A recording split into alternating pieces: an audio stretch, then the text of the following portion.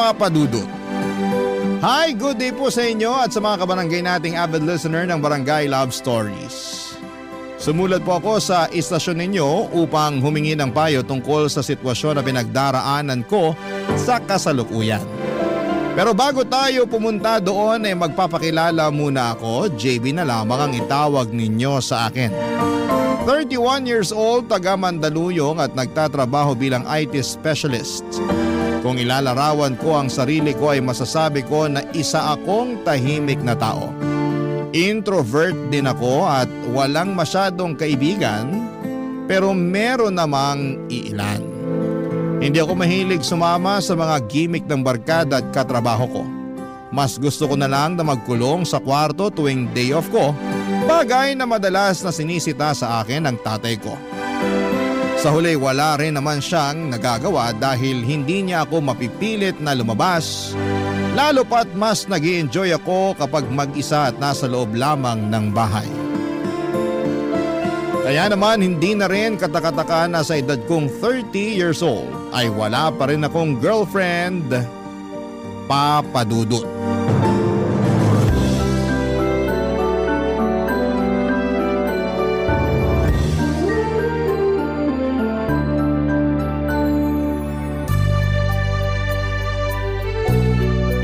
Nak, malapit ka na mag-31. Tatay talaga. Kaka-birthday ko lang po 31 agad? Nagbibiro lang naman ako at alam ko naman na kabe-birthday mo pa lang. Pero ano palang plano mo? Plano po saan? Sa buhay mo. May plano ka ba mag-asawa o mag-girlfriend man lang kasi 30 ka na. 20 ako nung pinanganak ng nanay mo yung kuya mo. 25 naman ako nung ipinanganak ka. Kasi po… Anong kasi? Aminin mo na lang kasi kung lalaki rin ang gusto mo. Matatanggap naman kita, anak. Babae pa rin ang gusto ko. Yun naman pala eh. Pero bakit hanggang ngayon wala ka pa rin pinapakilala sa amin ng kuya mo? Kahit hindi mo na asawa, girlfriend muna. Yun nga po. Kahit girlfriend wala ako nun. Torpe ka siguro. Hindi po, pero di rin. Anong pinagsasabi mo dyan? Tamad po. Tamad makipagkilala at manligaw ng babae. Gusto mong mati ka rin sa akin? Ano pong ti? Tamaan! Huwag po! Ano kasi pinagsasabi mo? Saka anong tamad? Pati ba naman sa pagpapakilala at pangliligaw ng babae kinatatamara mo? Ang alam ko lang naman kinatatamara mo, yung paglabas mo ng bahay natin para sumama sa mga kaibigan mo para gumimik. Kilalang kilala niyo po talaga ako. Siyempre anak kita. Hindi ka naman pinulot lang doon sa basurahan para ampunin namin ng nanay mo. Iniri ka niya. Galing ka sa amin. Dugot laman ka namin. Alam ko naman po yun pero… Matanong nga kita. Ano po yun? May bala ka ba magpamilya o tumandang binata na lang? Wala naman po sigurong masama sa pagiging matandang binata. Wala nga pero gusto ko lang naman malaman kung ano ba plano mo. Para kung nakapag-desisyon ka na hindi ka na mag-aasawa, hindi na kita kukulitin. Tingin mo sa akin kagaya ng mga magulang dyan na namimilit sa mga anak nila na mag-asawa na kasi nasa hustong gulang na. Ibahin mo ako! Alam ko naman po na iba kayo. At hindi kayo yung klase ng magulang na namimilit. Tsaka kilala niyo ako. Kahit pilitin niyo ako pag ayaw ko, hindi pa rin kayo mananalo sa akin. Sa bagay, totoo yan. Yung nanay mo sa saygata ay pinaglihi, kaya ang tigas ng ulo mo. Grabe kayo sa akin, tay. Pero ano na nga sagot mo sa tanong ko? Naiinip na ako, mababatukan na kita. Ang bayolente? Isa, JB. Pangarap kong magkaanak at magkaasawa. Paano nga mangyayari yun kung tamad kang makapagkilala at manligaw? Hindi naman po ako nagmamadali. Alam ko, pero gusto ko pa makita yung magiging apo ko sa'yo. Paano na lang kung kunin ako? Wala naman pong ganyanan. At bakit? Tingin mo ba sa akin immortal? Tay talaga. Nakuha niyo pang magbiro. Hindi naman ako nagbibiro, pero may kamatayan na tinatawag. Paano kung bukas o sa makalawa? Hindi pa po kayo mamamatay kasi makikita niyo pa yung magiging apo niyo sa akin. Makakasama niyo pa sila ng mas matagal kaya pigilan niyong mamatay agad. Ngek, pwede ba yun? Opo. Puro ka talaga kalokohan. Kanino pa po ba ako magmamana? Tayo lang naman ang mag-ama. Sus, dinamay mo pa ako. Malay mo, mana ka sa nanay niyo. Kayo nga, dinamay niyo pa si nanay na nananahimik na sa kabilang buhay. Ayaw nga. Katakot baka biglang magparamdam. Takot pa naman ako sa multo. Pero, nak usapan natin to bilang magtatay. Kung may plano ka naman pala mag-asawa at magkaanak, wag mo nang patagalin pa. Sinasabi ko sa'yo, masarap ang umibig. Para kang nakalutang sa alapap. Papadudot, hindi ko naman masisisi ang tatay ko kung nagtanong siya sa akin tungkol sa kung kailan ko planong mag-asawa. Alam ko rin naman na hindi na ako bumabata.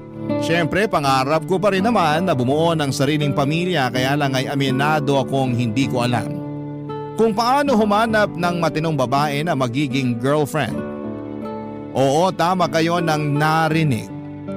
Gusto ko ng matinong babae dahil alam ko na matino akong lalaki. Sa totoo lang ay uso na ang hiwalayan sa panahon ngayon. Mapaartista man o ordinaryong tao. Para sa akin ay malaking factor noon ang hindi pagiging swak ng personality ng magkasintahan sa isa't isa na nadidiscover lang nila kinatagalan. Kaya nga gusto ko munang kilalanin ng husto ang babaeng magiging girlfriend ko bago ko siya papasukin sa aking buhay. Para doon pa lamang ay malaman ko na kung magtatagal kami o hindi. Ayoko kasing mag-aksaya ng oras para sa isang babae kung hindi naman kami seryoso sa isa't isa. Dahil nga alam ko na kung ano ang gusto ko ay pinanghawakan ko yon hanggang sa umabot ako sa edad kung saan ay marami sa mga kasabayan ko ay may sarili ng pamilya. Kaya nga pinag-isipan ko ng mabuti ang usapan namin ni tatay at saktong bigla naman akong kinausap ng pinsan ko na meron daw siyang ipapakilala sa aking babae, Papa Dudut.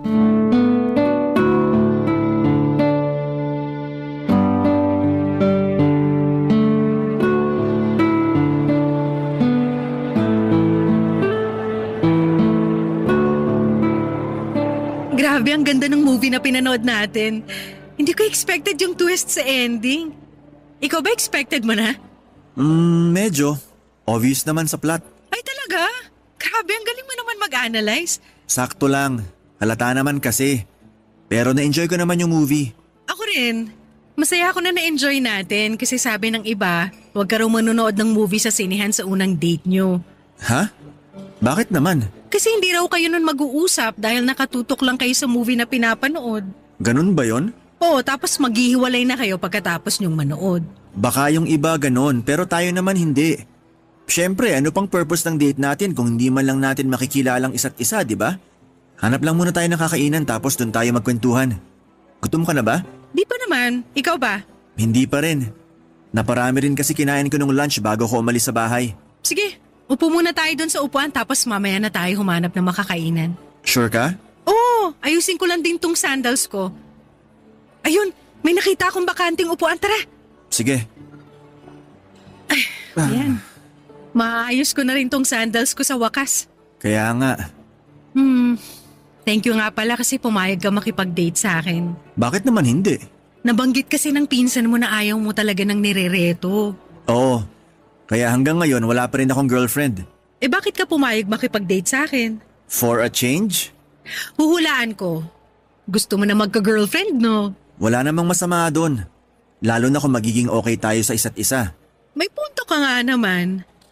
Pero grabe, hindi lang ako makapaniwala na meron pa pala mga tao na katulad mo. Yung never pa nagkakajowa. Maniwala ka na, kasi akong buhay na patunay. Kaya nga lagi akong kinukulit ng tatay ko. Panay tanong sa akin kung kailan daw ba ako manliligaw ng babae. Ganon talaga ang mga magulang, masyadong makulit.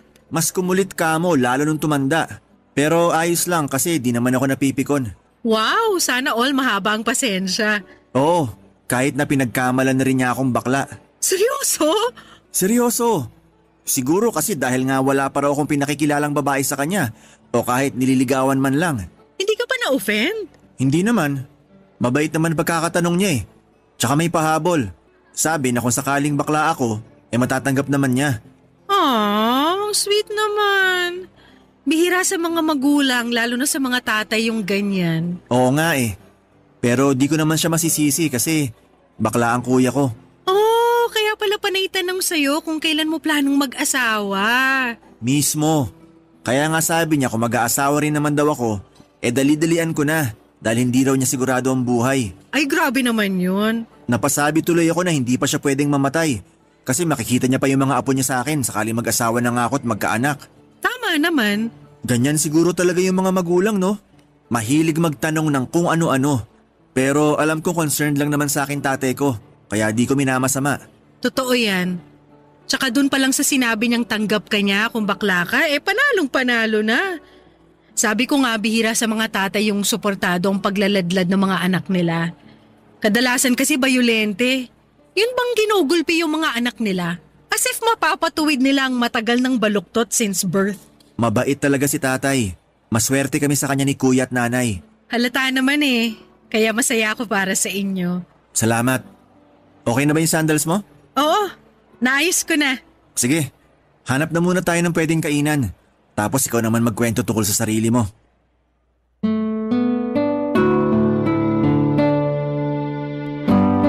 Papadudot dahil sa pagiging sigurista ko sa babae at focus sa pagtatrabaho, ay nakalimutan ko na talaga ang aking love life. At aaminin kong masarap pala sa pakiramdam na makipagkilala sa isang babae. Yun kasi ang eksaktong damdamin ko noong pumayag ako makipag-date kay Marnie. Ang ganda-ganda niya tapos mahinhin din at malumanay magsalita. Kuwela at napapatawan niya talaga ako sa mga hirit niya. Pasok na pasok sa mga katangian na hanap ko sa isang babae. Sa totoo lang ay na-enjoy ko ang movie date at kwentuhan namin ni Marnie. Kahit na noon lang kami nagkita at nagkakilala ay hindi kami na-bore sa isa't isa. Parang ang bilis nga ng oras dahil nabitin pa kami. At nagkayayaang magkita ulit sa susunod pagkatapos naming magkapalitan ng numero. At kahit papadudot, matapos kong makauwi ng bahay, ay abot pa rin sa tenga ang aking ngiti at kilig na nararamdaman. Barangay Love Stories. Barangay Love Stories. Papadudot, matatawa ba kayo kung sabihin kong wala talaga akong alam kung paano manligaw ng babae? Okay lang kung matawa kayo pero aminado kong hindi ko alam kung paano o saan magsisimula. Kung tatanungin ninyo ako kung nagugustuhan ko na ba si Marnie, oo ang sagot ko. At yun yung klase ng pagkagusto na higit pa sa isang pagkakaibigan. Yung date namin na isang beses ay nasundan pa nga ng 2 pang beses at doon ko nalaman na gusto ko na siya, papadudot. Pero hindi ko alam kung papaano ko yon sasabihin sa kanya. Kalkulado kasi ako kung kumilos. Ayoko magkamali pero iba pala kapag usapang love life na. Nakakalito. Nakakatakot sumugal at marami akong duda lalo na sa sarili ko at kahit na gusto kong humingi ng tulong sa pinsang kong nagreto sa amin ni Marnie sa isa't isa ay ayoko pa ring gawin kasi siguradong tutuksuhin lamang niya ako. Hindi kasi si Marnie ang una niyang nireto sa akin kundi marami na rin. Pero kay Marnie lamang ako pumayag na makipag-blind date. Kaya nga problemado ako ng panahong yon. Buti na lang at nahalata ng tatay ko kaya agad niya akong kinausap, papadudot.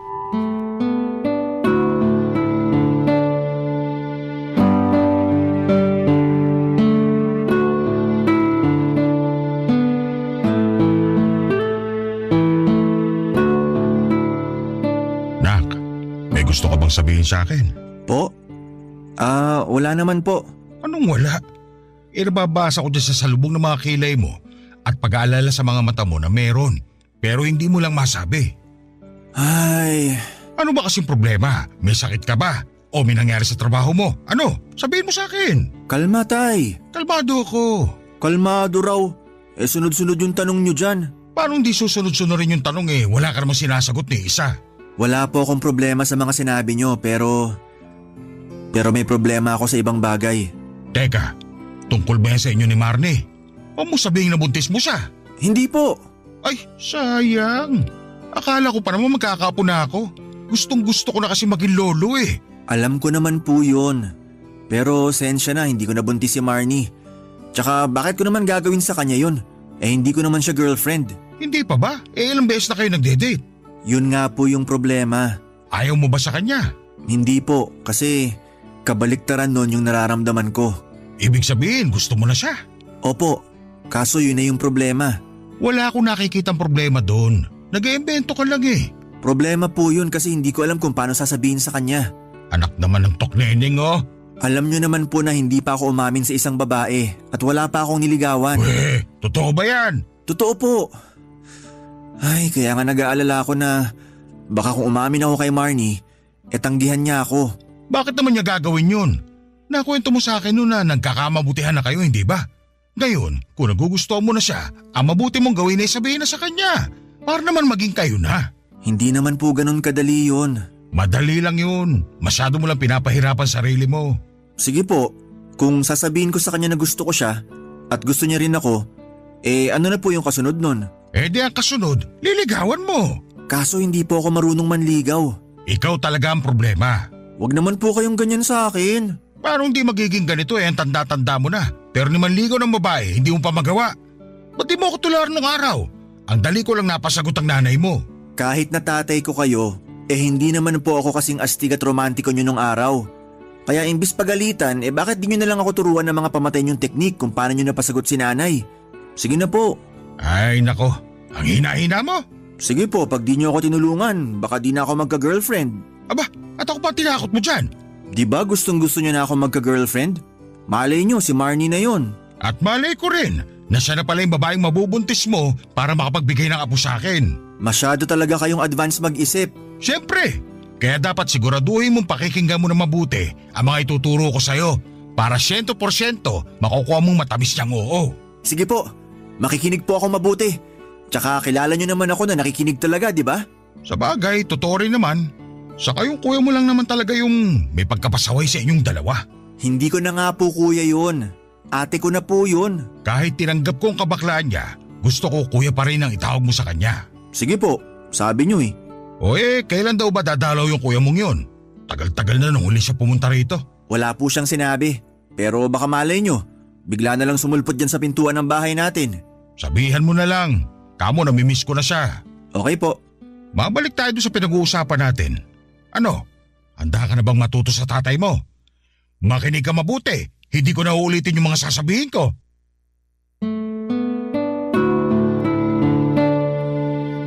Bilib ako kay tatay kung paano niya niligawan noon ang nanay ko. Kulang na lang ay pumalakpak ako sa mga paraan niya. Kaya nga hindi nakataka-taka na nakuha niya agad ang loob ni nanay dahilan para sagutin din siya nito. Pero sa totoo lang, the best father din kasi si tatay kaya deserve niya ang matamis na oo ng namayapa kong nanay.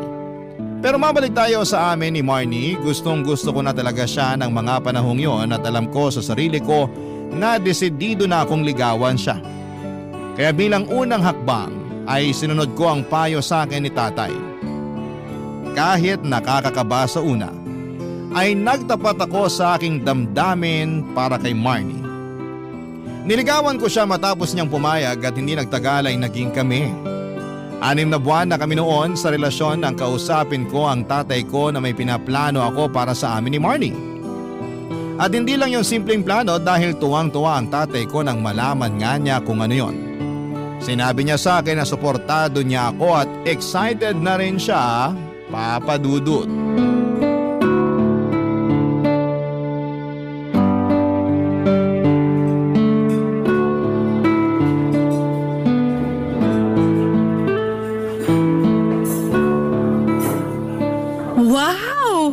Social naman itong restaurant na pinagdalan mo sa akin. Siyempre, pinaghandaan ko talaga to. Na dito tayo mag-date?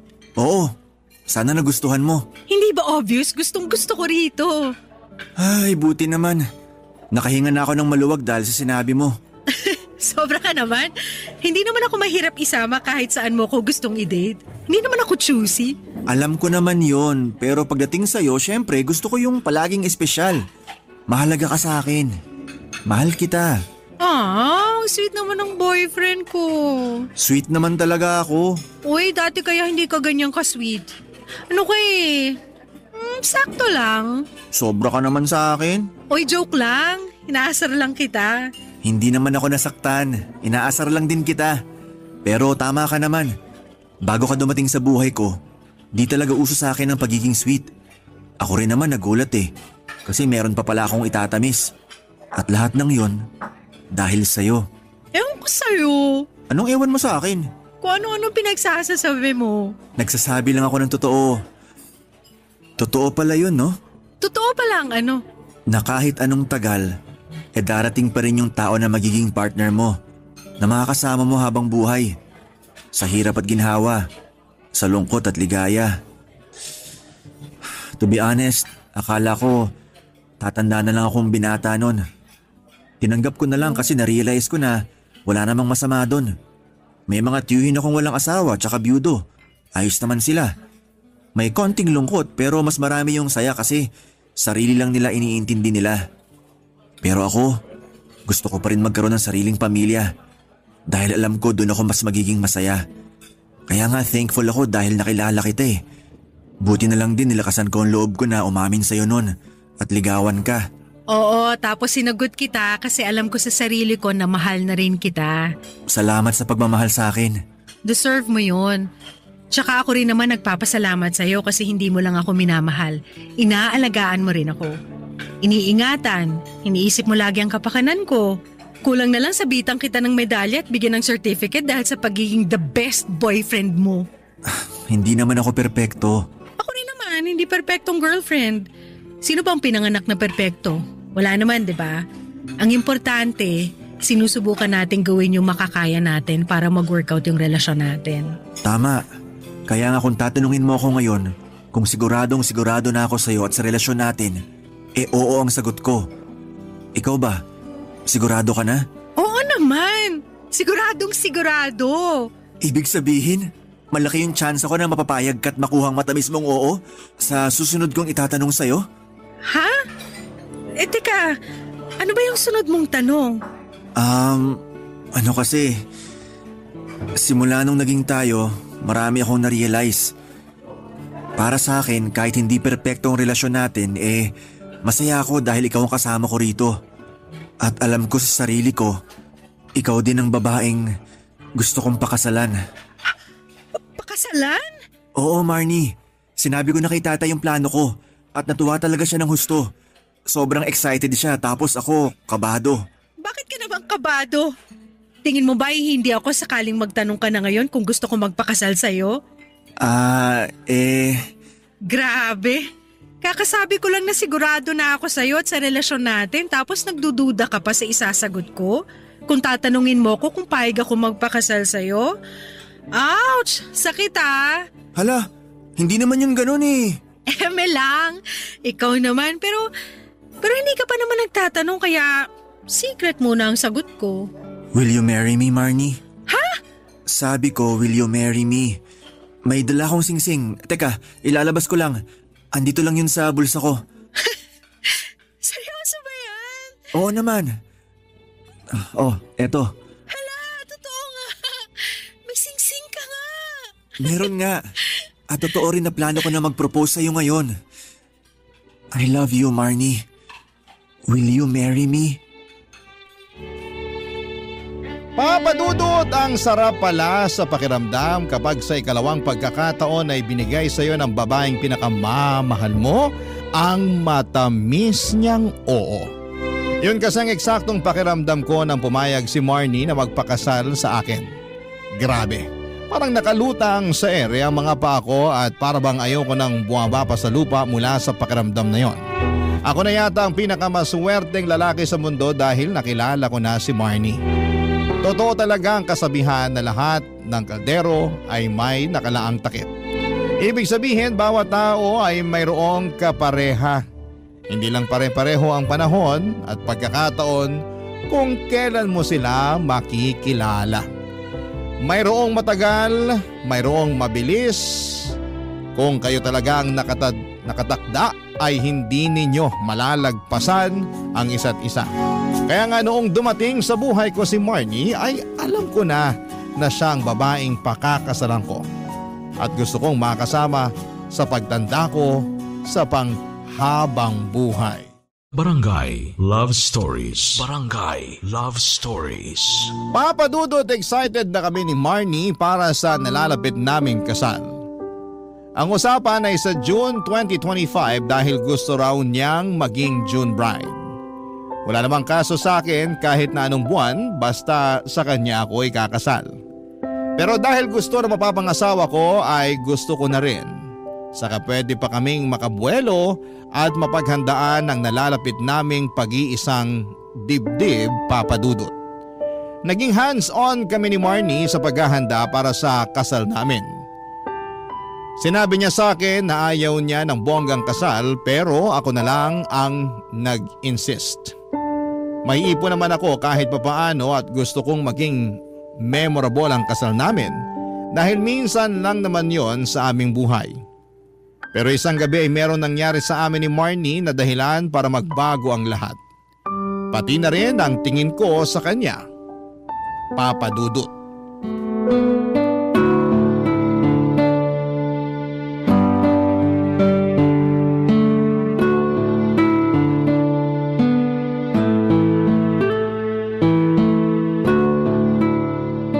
Saan nga ulit nagpunta si tatay? Kasama ng kuya ko, nag-mall sila. Mukhang na-miss nila ang isa't isa. Sinabi mo pa, close kasi talaga sa isa't isang tatay at kuya ko. Medyo nagkairingan lang nung nagladlad si kuya pero tinanggap naman ni tatay nung tumagal-tagal na. Siyempre yung pagtatanggap naman hindi yan nangyayari sa loob ng 24 oras. Kumbaga journey yan. Kaya nga from time to time, kinukumusta rin ni kuya yung acceptance journey ni tatay. Hanggang sa matanggap siya nito ng tuluyan. Nakakatuwa naman. Kaya nga masaya rin ako kasi mukhang bumalik na rin ulit yung closeness nila. Ikaw, kumusta ka? Anong kumusta ako? Ayos naman ako. Alam kong ayos ka lang, pero gusto ko lang kumustahin ka. Yung acceptance journey mo tungkol sa kuya mo nung nagladlad siya. Yun ba? Wala yun. Matagal ko na siyang tanggap kahit na bago pa siya umamin. Halata naman kaya sa pilantik ng mga kamay niya at kembot ng balakang niya na binabai siya. Para sa akin cool yun, kaya walang problema. Mabuti naman. Bakit ba sila pinag-uusapan natin? Wala naman sila rito. Buti pa, pag-usapan na lang natin yung tungkol sa ating dalawa. Sige, pero anong gusto mong pag-usapan? Since malapit na tayong ikasal at bumuo ng sarili nating pamilya, bakit hindi tayo magkaaminan na ng mga bagay na di pa natin sinasabi sa isa't isa? Anong mga bagay na hindi pa natin sinasabi sa isa't isa? Yung mga bagay na hindi pa natin alam. Bakit kailangan may ganun pa? Siyempre, para mas makilala natin ang isa't isa. Wala naman sigurong masama dun, di ba? Wala nga. Lalo na kung wala ka rin namang tinatagong masamang sikreto. Sige, paig ako pero paano ba yan? Bale, magtatanong ako tapos sasagutin mo. Okay.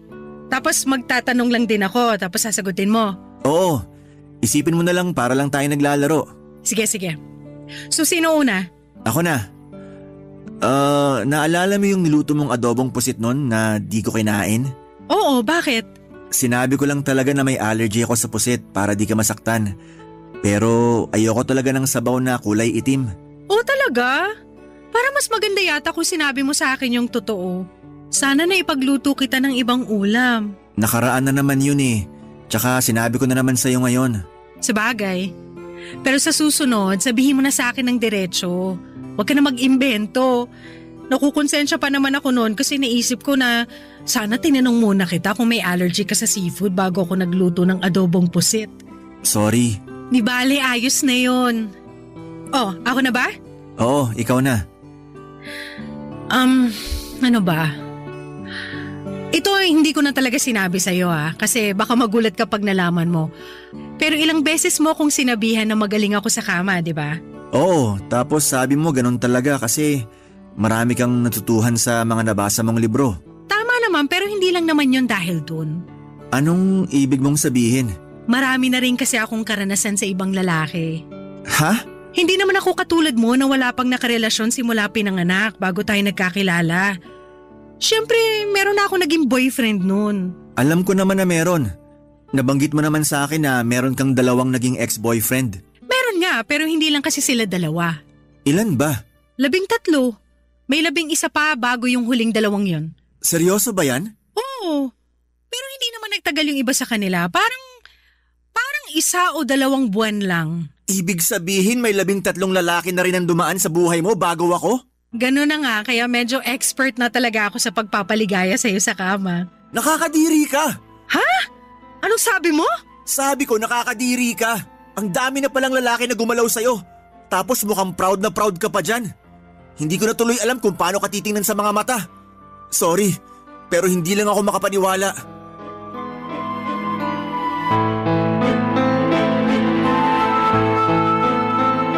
Papadudot maraming nakapagsabi na masyado raw mabilis na naging kami ni Marnie. Iba doon mga kamag-anak namin lalo na noon lang din ako nagka-girlfriend. Yung ilang chismosa kong tiyahin ay panayang tanong sa akin kung sigurado na ba ako kay Marnie. Noong una ay naiinis ako pero na-realize ko na ganon kasi nila ako kakilala. Yung bang sigurista at lalo't ayokong magsayang ng panahon sa isang babae na hindi naman ako sigurado. Kaya ganoon na lamang ang pagkadismaya ko nang malamang ko mula mismo kay Marnie yung tungkol sa inamin niya sa akin. Ewan pero nanliit ako sa kanya. Alam ko naman na nakaraan na yon pero hindi ko mapigilang makaramdam ng pandidiri para sa babaeng pinakamamahal ko.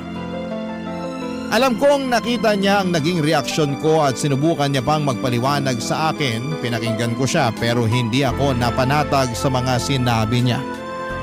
Pinalis ko siya sa bahay namin at naiwan akong galit na galit at napapaisip na gusto ko na lamang makipaghiwalay sa kanya. Sobra talaga akong na-offend sa mga nalaman ko, Papa Dudut.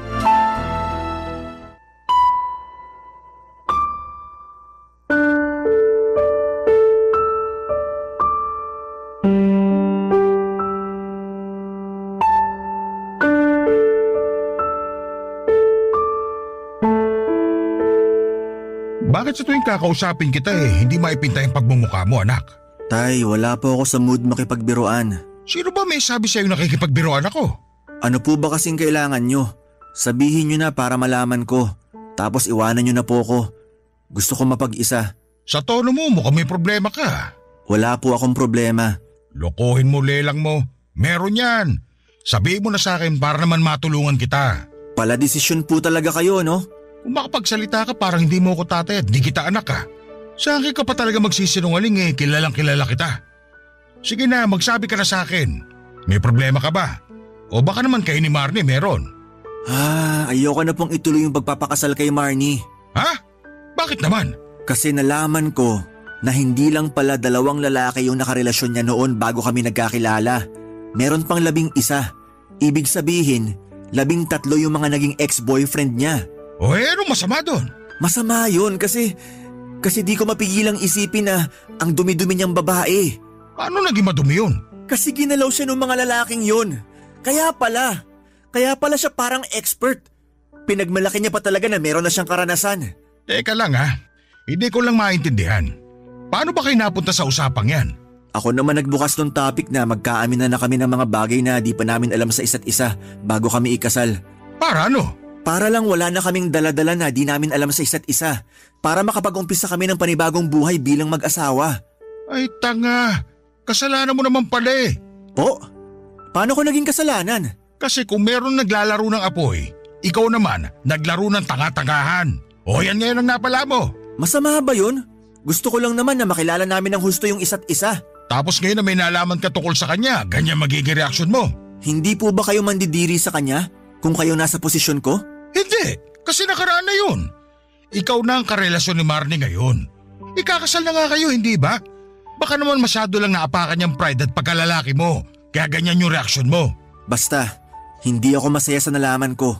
Maliit na bagay, pinalalaki mo Palibasa, wala kayo sa posisyon ko, kaya di niyo ko naiintindihan. Siguro nga hindi. Pero hindi rin naman sapat na dahilan yan para hindi mo na ituloy yung pagpapakasal kay Marnie. Akala ko ba mahal mo siya? Tapos may nalaman ka lang sa nakaraan niya. Gusto mo na kagad makipag-iwalay sa kanya? Para naman yata hindi patas siya lalo na sa girlfriend mo. Anong magagawa ko kung yun agad ang naramdaman ko nung sinabi niya sa akin yung bagay na yun? Sana kasi hindi ka na lang nagtanong. O di kaya sana hinanda mo yung sarili mo sa mga bagay na pwede mong malaman sa kanya. Tapos ngayon magkakaganyan ka. Ewan ko ba naman sa'yo, JB? Para kang tanga. Tanga na kung tanga. Pero baka nga katangahan na napakasalan ko pa siya. Ay, kabuisit ka naman eh. Kawawa naman si Marnie. Hinusga mo na kagad. Kahusga-husga naman kasi siya. Kung makapagsalita ka, akala mo perpekto ka. Pero at least ako, wala pang nagalaw na ibang babae. Siya pa lang yung una at huli na sana kung magiging mag-asawa man kami. Yan talagang pag-iisip mo ang kailangan mong baguhin. Kasi hindi na mababago ni Marnie yung nakaraan niya. Kailangan mo na lang yung tanggapin kung totoong mahal mo siya.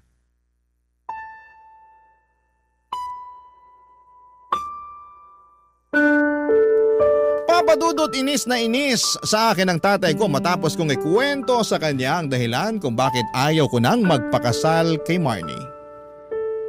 Totoo nga ang kasabihan na play stupid games, win stupid prizes. At yun nga ang napala ko matapos ang pauso kong aminan namin ng girlfriend ko. Ewan ko ba? Kahit na anong gawin ko ay hindi ko talaga mapigilang manliit sa kanya lalo na at hindi gawain ng isang matinong babae ang magpagalaw sa maraming lalaki. Kaya nga hindi niyo ako masisisi papadudod kung gusto ko na lamang umurong sa kasal namin ni Marnie. Hindi ko pa to nasasabi sa kanya dahil alam kong masasaktan siya. Alam ko rin na ang unfair ko pero hindi ko talaga mapigilang maghinanakit sa girlfriend ko. Papadudot mahal ko po siya. Oo, pero nandidiri ako sa kanya at sa mga nakaraan niya. Sana po'y mapayuhan ako ng mga kabarangay natin kung ano ang pwede kong gawin. Hanggang dito na lamang po ang sulat ko, Papadudot, at sana'y mapili po ninyong i-ere ang kwento ko sa inyong programa at sa inyong istasyon. God bless sa inyo and more power po sa Barangay Love Stories. Ang inyong kapuso at ka-barangay forever, JB. Dear Papadudot, isa pong magandang araw sa inyo at sa mga kabarangay natin sa Barangay LS. Masaya talaga ang feeling kong makapagsulat sa inyo. Solid fan ako ng programa ninyong Barangay Love Stories na siyang inaabangan ko tuwing tanghalian.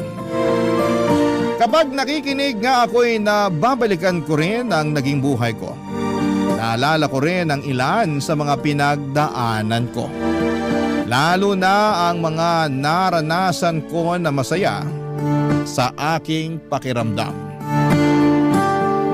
Siya nga pala, Papadudot, ako po si Catalina, 65 anyos at tubong Nueva Ecija. Noong nasa tamang edad na ako ay lumuwas ako ng Maynila para makipagsapalaran at maghanap buhay. Taong 1977 ay nagsimula akong magtrabaho. Pumasok po ako noon sa isang tindahan ng school and office supplies at nakapwesto ito sa isang kilalang kalsada, ang tinatawag noong araw na Avenida. Ito'y isang karanasan na tuwing naaalala ko ay napupuno ang puso ko ng kapayapaan na may halo ring kaligayahan at pasasalamat. Naalala ko pa rin ang unang beses na nakilala ko ang mga naging katrabaho ko. Ang may-ari ng tindahan na si Manuel at ang bisor na si Teresa. Nakilala ko sila sa job interview ko sa tindahan, Papadudot.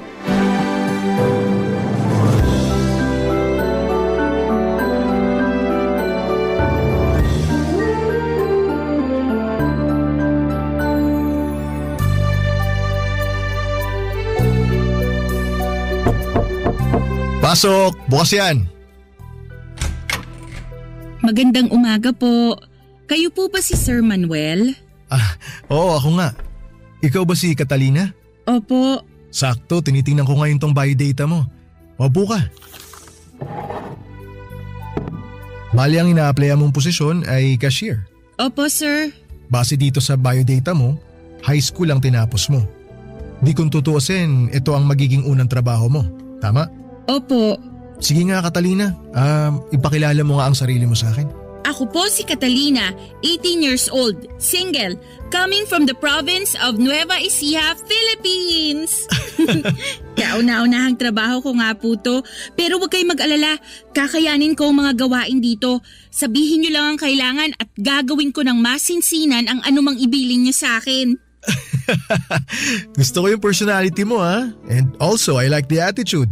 Positive at porsigido. Desidido akong magtrabaho, sir. Maganda yan. Saan ka nakatira ngayon, Catalina?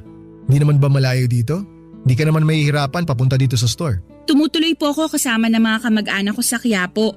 Isang sakay lang po ng jeep at makakarating ako dito. Good. 8:00 ng umaga ang pasok ha? Ayoko nang nalilate. Sige po, sir. Makakaasa kayo. Kamusta naman ang abilidad mo sa math? Sa math po? Marunong naman po ako magbilang. Plus, minus, times, divide. Kaya ko naman po. Paano ba yon? 2 times 2 equals 4? 2 times 3 equals 6? 2 times 4 equals 8? Marunong rin po akong pumindot ng calculator. Alam mo, gusto ko yung confidence mo ha? I like you. Huwag ka masyadong kabahan. Tuturuan ka naman namin dito kung ano yung mga gagawin mo. Sige po. Ang gusto ko lang maayos magtrabaho. Ha? Pag may pinagawa sa'yo, gawin mo ang best mo. Ayusin mo ang pagbibilang ng bayad ng mga customer, pati na rin ang pagsusukli sa kanila. Pagkatapos nun, wag mong kakalimutan na iabot sa kanila ang resibo. At isa rin sa mga requirement dito sa store, dapat palagi kang nakangiti. Okay? Di ko po makakalimutan ngumiti, sir. Yan, ganyan nga. Alam mo naman siguro ang business namin, tindahan to ng school supplies at office supplies. Pagpasok mo pa lang, kitang-kita mo na yung mga nakadisplay, di ba? Marami nga pong mga items, sir. Sari-saring ballpen, libro at kagamitan sa eskwela.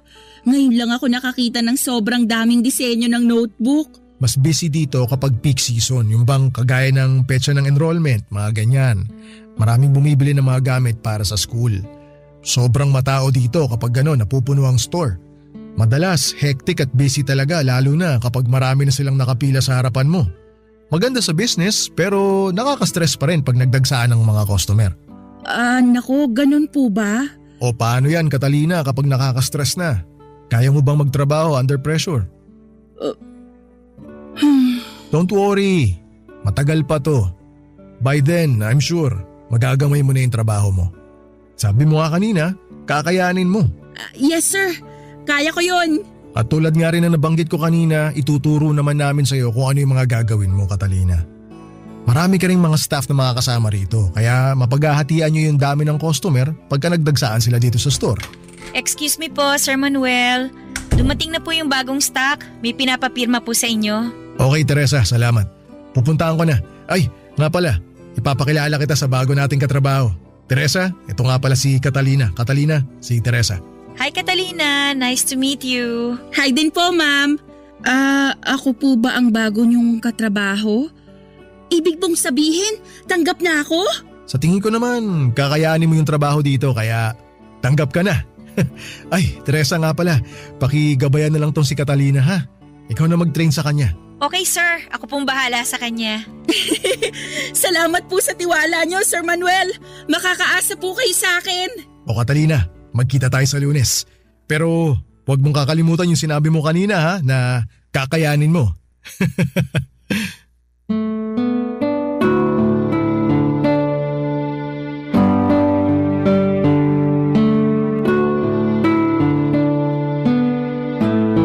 Papadudot ang laking tuwa ko noong nagpakita si Manuel ng tiwala sa akin at tinanggap niya ako para sa kanyang store.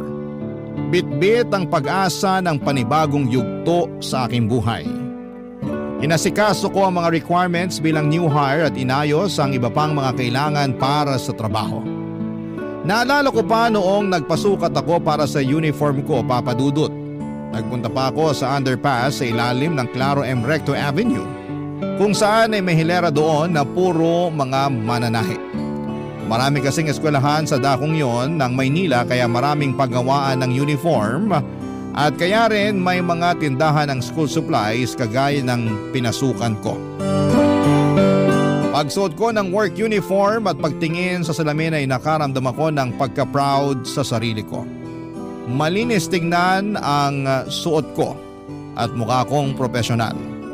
Nabuo ang pakiramdam na nasa Maynila na talaga ako at may marangal akong hanap buhay dito. May pagkakabalahan akong bago na siyang hakbang rin na ikagaganda ng buhay ko. Dumating ang unang araw ng pagpasok ko sa tindahan, Papa Dudut. Sinalubong ako ng itinakda na gagabay sa akin sa trabaho na si Teresa. Sa pagkakaabalay, mabilis na lumipas ang oras hanggang sa hindi ko namalayang lunch break na pala. Magkasabay kaming magkakatrabaho na kumain habang katabi ko si Teresa na siyang kakwentuhan ko, Papa Dudut.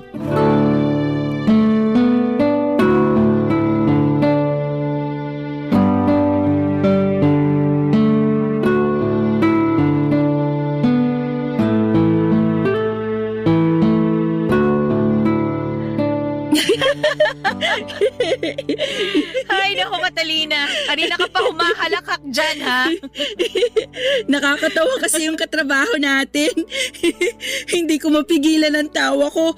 Pwede na siyang maging komedyante. Mukhang madali rin siyang pakisamahan. Ay, naku. Pag nakilala mo pa yung ibang mga katrabaho natin ng mas malalim, makikita mo na bawat isa sa kanila maayos makisama. Mababait ang mga yan. Halos parang pamilya na rin ang turingan namin dito. Wow!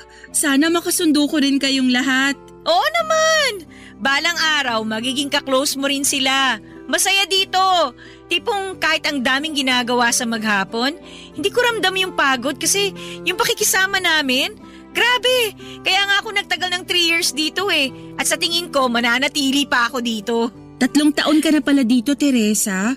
Matagal-tagal ka na rin pala sa store. Okay naman kasi magtrabaho dito. Nagkakasundo kami magkakatrabaho dito. Kaya talagang magaan sa pakiramdam kahit na ang daming stress. Tsaka si Sir Manuel, naku, maayos siyang boss. Stricto pero talagang down to earth. Madaling lapitan kapag may tanong ka. Nakikinig siya. Tutulungan kapag resolbahin ang problema mo. Unang tingin ko sa kanya, ang tapang ng itsura niya. Tipong pag gumawa ka ng pagkakamali, dapat humanda ka sa sasabihin niya dahil paprangkahin ka talaga niya.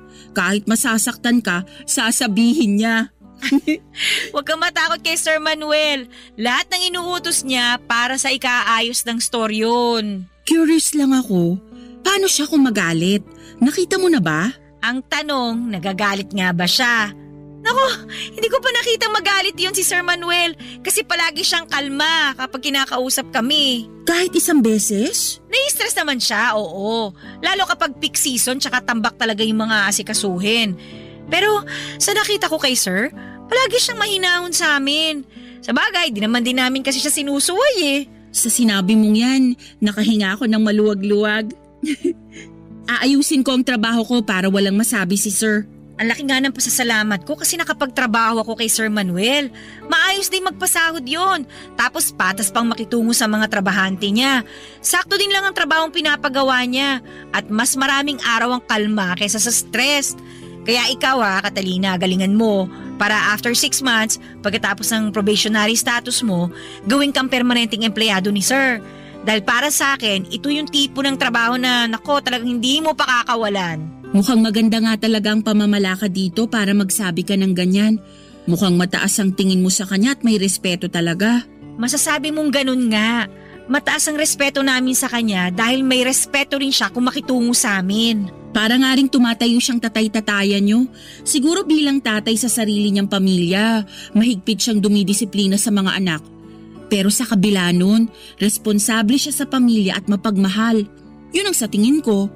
Alam mo, sasabihin ko sa'yo, wala pang ang asawa yan si Sir. Hala, di pa siya nag-aasawa? Binata pa pala siya at wala pang sariling pamilya? Mukhang malapit na siyang mag-50 anyos. Dumarami na ang puting buhok sa anit niya. Malapit na nga kaming magdasal ng nobena para mahanap na niya yung babaeng pakakasalan niya Mukhang may matinding pangangailangan na para dito, Ma'am Teresa. Ay, siya nga pala. Huwag mo na akong tawaging ma'am ha. Teresa na lang. Teresa, tawag mo sa akin. Pangalan ko rin lang naman ang tawag nila sa akin dito Di naman nalalayo yung posisyon natin dito. Halos kakapromote nga lang sa akin bilang supervisor. Parang kailan lang nung ka-share din ako, kagaya mo. Sige, Ma'am Tere. Ay, Teresa pala. Ayan, tama. Pakiramdam ko magkakasundo talaga tayo. O siya, iligpit na natin itong mga pinagkainan natin. Balikan tayo sa trabaho ha. Ituturo ko sa iyo ang inventory at kung paano hahanapin yung mga presyo ng items. Tara! Papadudot sa paglipas ng mga araw sa tindahan ay mas naintindihan ko ang aking trabaho. Itinuro sa akin ni Teresa ang mga gawain sa trabaho at hindi siya naging madamot sa kanyang nalalaman. Nanibago man ako noong una pero paunti-unti kong nagagamay ang mga responsibilidad ko. Hindi naman pala mahirap ang trabaho kapag nasanay na sa ginagawa dito. Nakahalubilo ko lang lalo ang aking mga katrabaho at gaya nga ng sinabi ni Teresa. Hindi nagtagal ay gumaan ang loob ko sa kanila. Halos araw-araw ay nagtatawanan kami. Naging close din kami ni Teresa at halatang nag-i-enjoy din siya sa madalas naming tsikahan. Iba talaga kapag kwela at masayahin ang palagi nating nakakasama. Dahil nakakahawa ang positibong pananaw nila sa buhay, Papa Dudut. Naramdaman ko noon ang pagiging komportable sa pinapasukan ko. Naintindihan ko kung bakit nagtagal si Teresa sa pamamasukan sa tindahan. Masarap sa pakiramdam ang naging trabaho kong ito. At ng mga panahong yon ay hinahangad ko ang pagpasok sa tindahan araw-araw. Ngunit sa kadahilan ng hindi ko akalain, ay may tutuldok pala sa kapayapaang ito, Papa Dudut. May malalabag pala akong kalakaran sa loob mismo ng trabaho na siyang lalabag din sa kalooban ng aking katrabaho na si Teresa, Papa Dudut. Barangay Love Stories. Barangay Love Stories. Lumipas ang panahong yon ng matiwasay. Pagkalipas ng ilang buwan ay nasanay ako sa routine ng trabaho ko.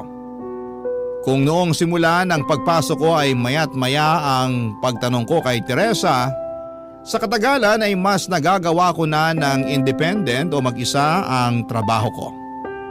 Tulad ng sinabi ko sa interview ko ay ginalingan ko nga, Papa Dudut. Nakarating din sa akin mula sa mga katrabaho ko ang obserbasyon ni Sir Manuel sa akin bilang baguhan. Approve si Sir Manuel sa performance ko at thumbs up daw ako sa kanya na talaga namang ikinatuwa ko. Inaayos ko noon ang trabaho ko, Papa Dudut, kaya inakala ko na wala akong makakaharap na malaking aberya. Ngunit sa lungat sa ninanais ng lahat ay may nagawa akong lubos na ayaw ng boss namin na si Sir Manuel. May naging issue ako tungkol sa paghawak ko ng kaha.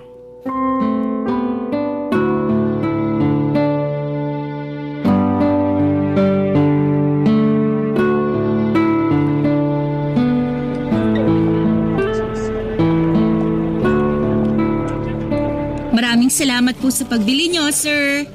Ito po ang sukli nyo. Sa susunod po ulit. Next po. Hello, ma'am. Ito na po ang mga bibili nyo. Buo po ang pera nyo, ma'am. Baka po may barya kayo. Wala po. Naku, sandali lang po, ma'am, ha. Kulang po yung panukli ko dito. Babalikan po kita. Ano kayang gagawin ko? Ako lang ang kahera ngayon dahil absent ang kasama ko. Bakante pa nga ang pwesto niya. Ay, alam ko na. Kukuha na lang ako ng panukli sa kaha niya. Di kasi nagbubukas ang kaha pag walang naibebenta. Dapat kasi may pinapunch muna na item saka kusang magbubukas to.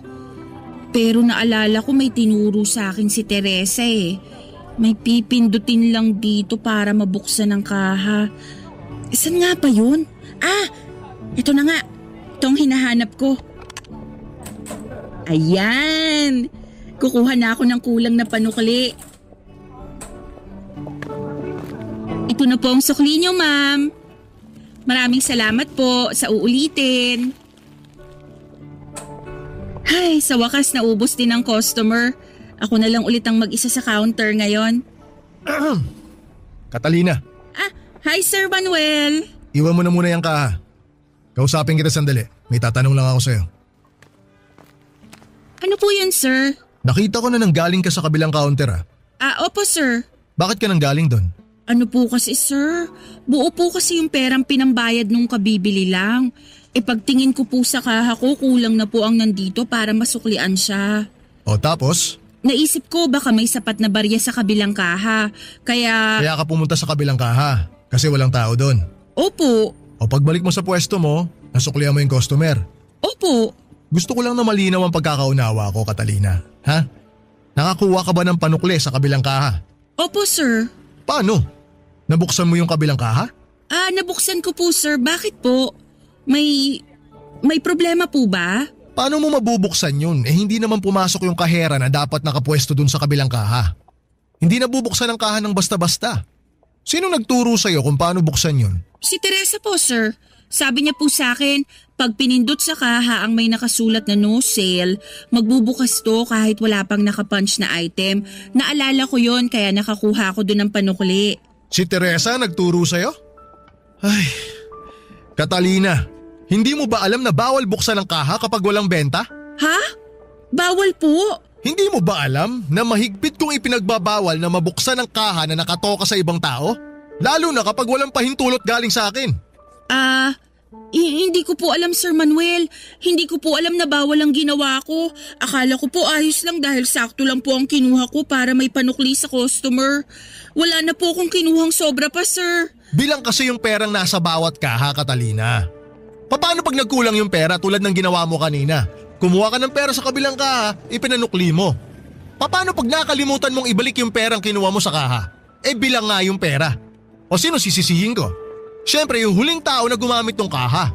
Hindi ba? Di ba pinaalala sa'yo ni Teresa na bawal yung ginawa mo? Hindi ko po maalala sir. Teresa! Halika nga rito sandali! Sir, tawag niyo po ako?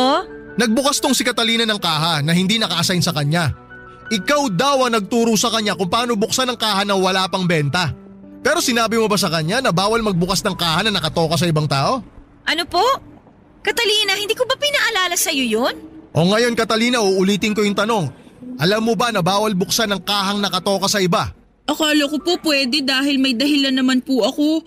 Kumuha lang po ako ng panukli sa kabilang kaha dahil nagkulang po ako sa barya. Sapat lang po ang kinuha ko para may panukli. Hindi ko rin po naisip na magpaalam muna sa inyo. Sorry po talaga Sir Manuel.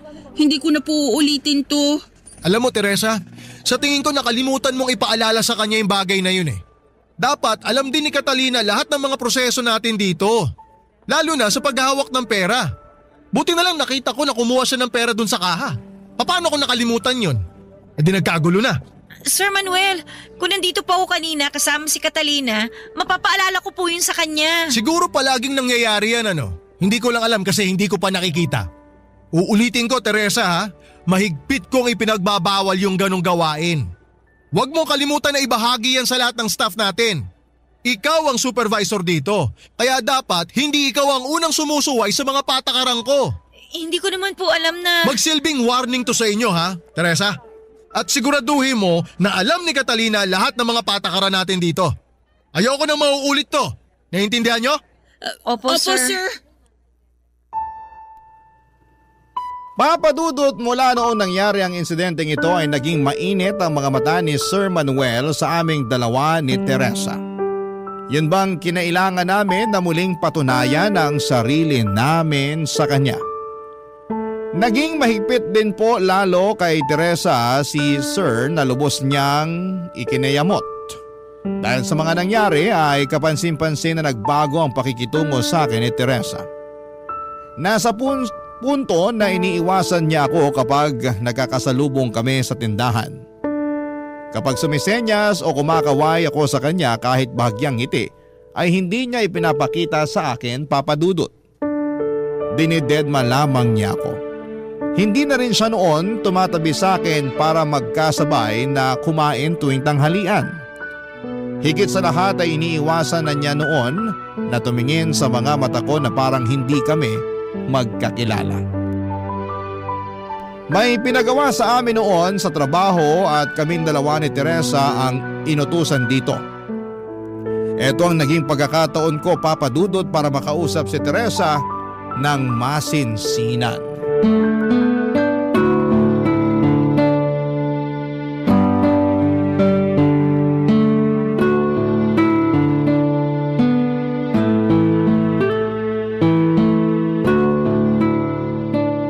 pala ang bagong items. Mag-shelving na tayo, Teresa. Ilalabas ko na mula sa kahon ng items. Iligpit na natin at i-display ang mga bagong produkto. Ang gaganda pala nitong mga panulat. Sari-sari ang makukulay na disenyo. Sigurado akong papatok to sa mga bata. Tignan mo, Teresa, oh.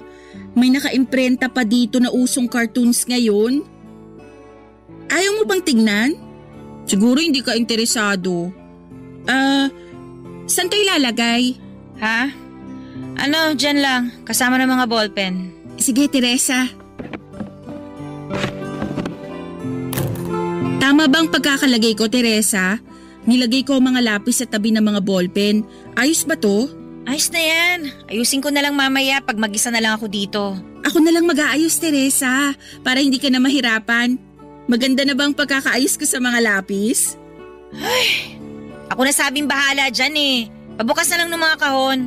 Sige, Teresa. May gusto akong ikwento sa'yo, Teresa. Matatawa ka. Gusto mong pakinggan? Ay, parang hindi ka pa rin interesado. Ayan, tapos ko nang i-display ang mga kailangan. Ayos! Teresa, nagsishelving ka pa rin? Mukhang marami ka pang kailangang i-display ah. Gusto mo tulungan kita? Hindi na, kaya ko na to. Sige. Ibabalik ko na lang ang mga sobrang items sa stockroom. Teresa, gusto mong isabay ko na yung mga gamit mo? Ano ba, Catalina? Ha? Bakit? May nasabi ba ako? Ang kulit mo kasi eh. Papansin ka masyado. Huwag ka nga. Gusto lang naman kitang tulungan. Pues hindi ko kailangan ng tulong mo. Ba't ba ang init ng ulo mo, Teresa? May nangyari ba? May kinaiinisan ka ba? Di ba halata? Hindi ko alam. Aba, isipin mo. Anong kinaiinisan mo? Hina naman ang kukote mo. Ispelingin ko na para sa'yo ha.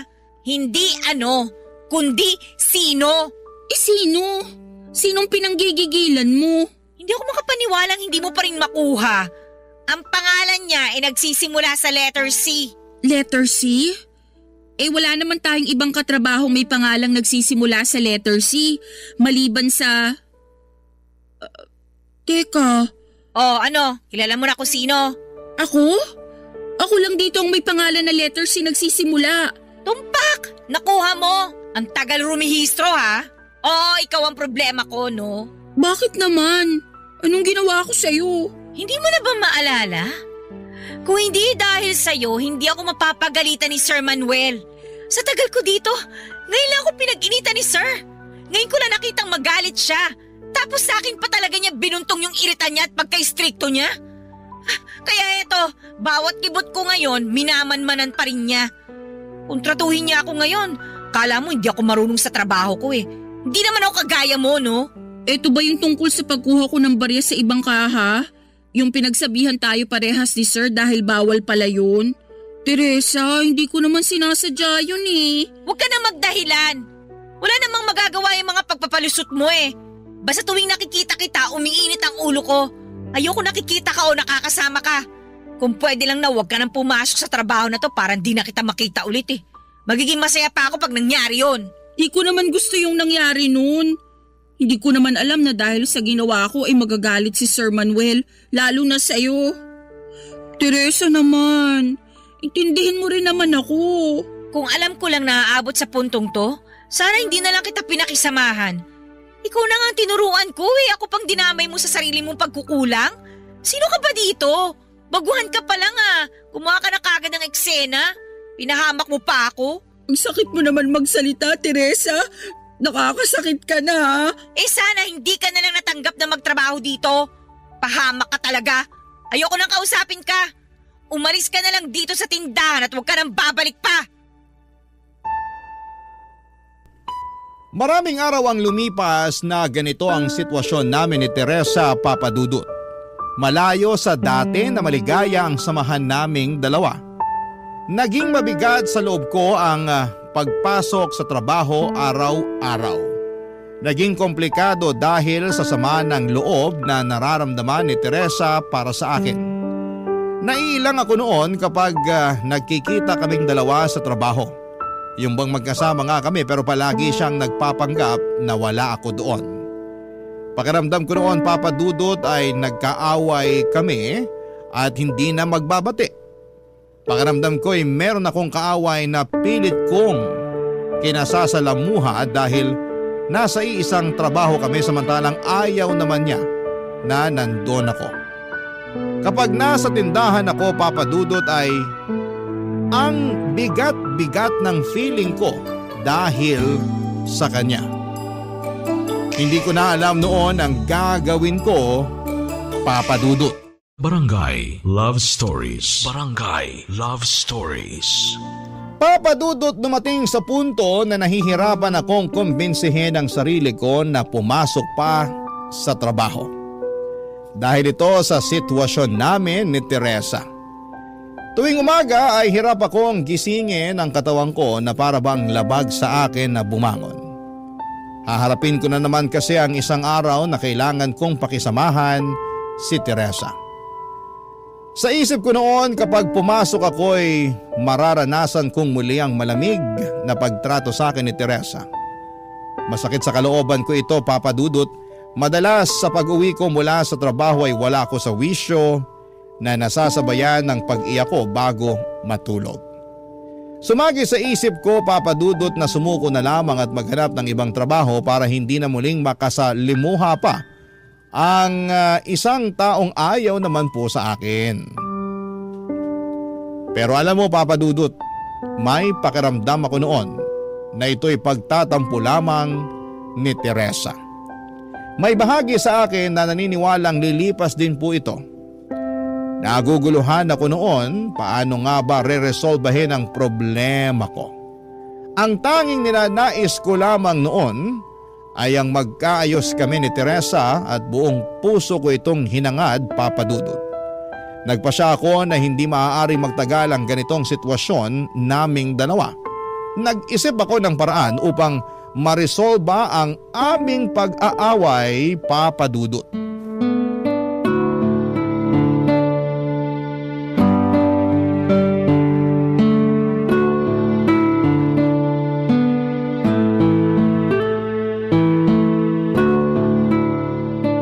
Magandang umaga po, Sir Manuel.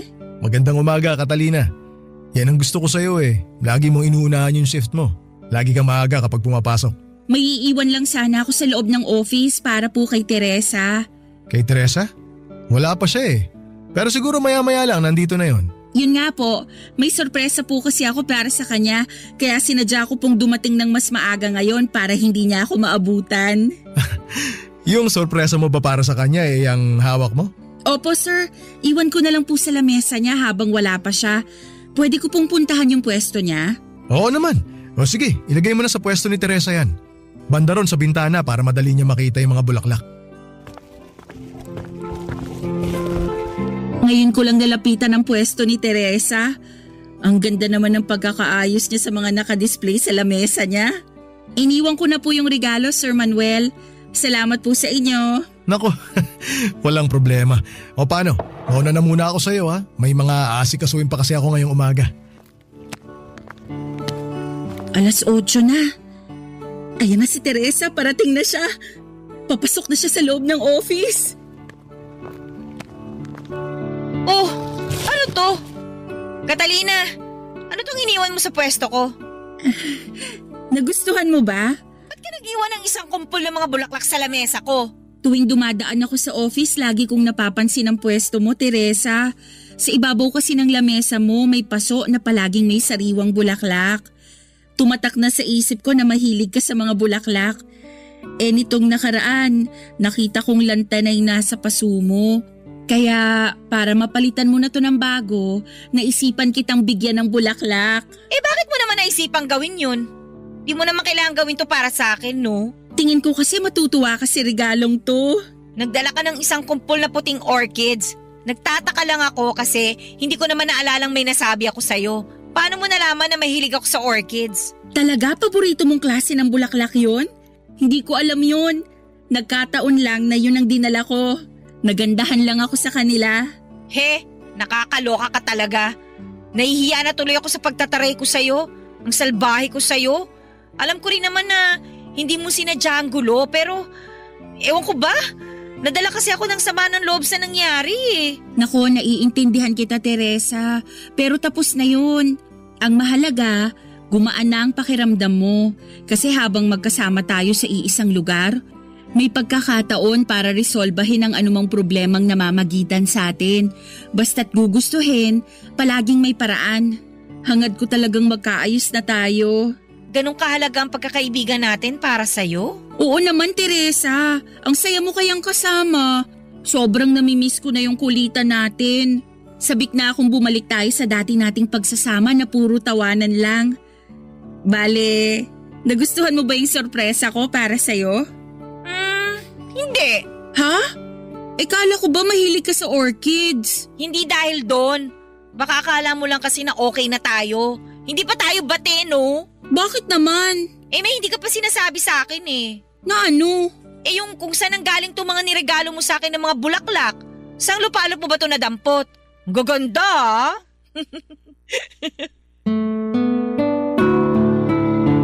Papa Dudut, kinakatuwa kong sabihin sa iyo na mula noon ay nagbati na kami ni Teresa. Muli ay pinapansin na niya ako at nag-uusap na kami ng kagaya ng dati at nagbibiruan ulit kami na parang noong dati. Pinatawad niya ang pagkakamaling nagawa ko sa kanya. Kinalimutan na namin ito at napalitan po ito ng puro masasayang alaala sa aming dalawa. Bumalik ang gana ko sa pagpasok sa trabaho dahil muling nagkaroon ng kapayapaan sa loob ng tindahan. Nakita rin ng mga katrabaho namin ang pagbati namin ni Teresa at masaya sila para sa amin. Pakiramdam ko na mula noong nagbati uli kami ni Teresa ay naging mas close pa kami kesa sa dati. Mas nagkwekwento na siya sa akin ng mga personal na kaganapan sa buhay niya. Alam daw niya mapagkakatiwalaan niya ako at ipinakilala pa niya sa akin ang kanyang naging nobyo. Sinong mag-aakalang mula sa pagtataray sa akin ni Teresa ay mauwi sa pag-i-invite niya sa akin sa kasal nilang dalawa. Siyempre Papa Dudut, hindi ko palalagpasin yon. Kasama mga katrabaho namin ay dumalo kami sa espesyal na okasyon ng matalikong kaibigan na si Teresa, Papa Dudut.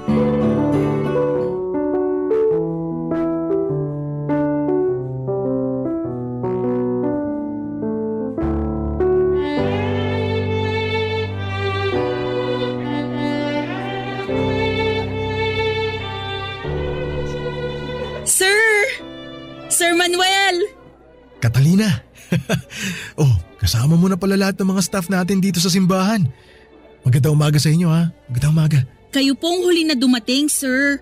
Di bale, hindi naman po bawal malit. Nakakahiya nga kay Teresa. Sobrang nalita ko. Maupo ho kayo, sir. Dito po oh. Bakante po dito. Salamat. Mukhang kanina pa nagsimula yung seremonya. Nakakahiya talaga kay Teresa. Pero pagpasok mo dito sa simbahan sasalubungin ka kaagad ng halimuyak na mga bulaklak. Napakabango. Ang bango-bango nga po dito eh. Ang garbo po ng mga display. Isang selebrasyon talaga. Pinuno nila ng mga bulaklak ang entrada, pati sa gitnang aisle at sa mga pasilyo. Ang alam ko kasi mahilig talaga si Teresa sa mga bulaklak. Sinabi niyo pa, sir. Yung office namin sa store, lalong gumaganda sa loob dahil sa mga dinadalang bulaklak ni Teresa. Ang elegante nila pagka naiayos mo na. Pansin ko na kapag stressed ako, titingin lang ako sa mga bulaklak na inayos niya. Unti-unti na akong kumakalma. Ganyan din po ako, sir. Iba po talaga ang nagagawa ng likha ng kalikasan para sa atin. Nakakagaan sa pakiramdam ang presensya ng mga halaman. Sangayon ako dyan. Balita ko, nagtampo daw sa'yo si Teresa dati Natatandaan ko, binigyan mo siya ng isang bouquet ng mga bulaklak.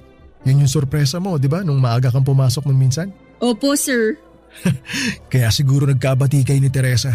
Akalain mo, nakatulong ang kalikasan sa pag-aayos niyong dalawa. Naimbitahan ka pa sa kasal niya. Malaking pasasalamat ko po na nagkabati kami ni Teresa. Alam niyo, sir, mahirap po kasi ang magkaroon ng alitan sa kahit na sino. Ginusto ko talagang magkaayos kaming dalawa. Buti na lang lumambot po ang puso niya sa tulong ng mga bulaklak na binigay ko sa kanya. Eto sasabihin ko sa'yo, mula nung magkaayos kayo, hindi lang kayong dalawa ang nakahinga ulit ng maluwag noon. Pati kaming mga kasama ninyo. Nakakatuwa talaga na naisip mo na bigyan siya ng bulaklak. Nahuli mo yung kiliti ni Teresa. Siyempre, para peace ang lahat. Oh, ayan na, you may kiss the bride na raw.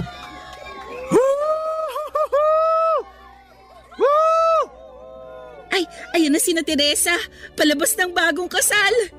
Salubungin na natin sila sa bungad ng simbahan, sir. Alam mo sakto, eto may dala akong kahon. Puno to ng konfeti. Aba, pinaghandaan niyo talaga ang kasal na to, Sir Manuel ah. Ano pong laman nito?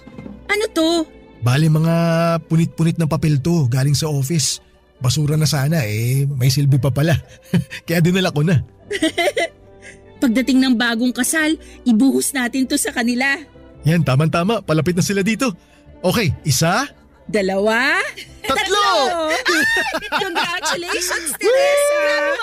Teresa, congratulations sa inyong dalawa. Kasal na ako, guys! Ibabato ko na tong bouquet na hawak ko, ha? Kung sinong sumalo nito, siyang susunod ay kakasal. Catalina, saluhin mo, ha? Sige, Teresa, ready na ako. Okay, 1, 2, 3! Ay!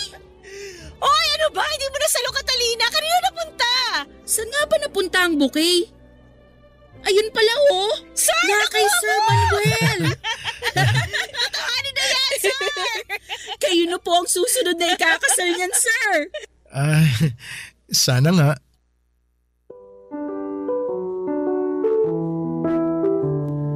Papadudot mula ng kinasal si Teresa ay hindi nagtagal ay nakahanap nga si Sir Manuel ng babaeng mamahalin. Balita ko ay nagkatuluyan si Sir Manuel at ang nakilala niya, papadudot, at nagbuo sila ng pamilya. Sa katagalan ay nagkanya-kanyang landas kami ni Teresa. Pinagtuunan na namin ang sari-sarili naming pamilya. Ngunit sa matagal na panahon mula noon ay nanatili ang komunikasyon namin. Kapag may bakanting oras ay nagagawa naming mag-tsikahan sa telepono, nag-uusap na katulad lamang noong nasa trabaho pa kami. Sa ganitong paraan ay parang magkasama pa rin kami sa aming mga karanasan bilang mga nanay at sa pagpapalaki ng aming mga anak. Hindi ko inakala noon na magiging ganito kalalim ang pagkakaibigan namin ni Teresa kahit minsan ay nagkalamat sa aming dalawa. Mula sa taus-pusong kagustuhan kong magkaayos kami ay nabiyayaan pa kami ng higit pa dito. Ang tunay na pagkakaibigan na panghabang buhay. Papadudot, totoo na ang mabuting pakikisama sa ating kapwa ay parang bulaklak na maaaring mamunga ng labis pa sa ating inaasahan. Hanggang dito na lamang po ang kwento ko, Papadudot. Maraming salamat kung sakaling mapili po ninyo ang sulat ko para sa programa ninyo. I love you all and more power po sa Barangay Love Stories. Ang inyong forever kapuso at kabarangay, Catalina.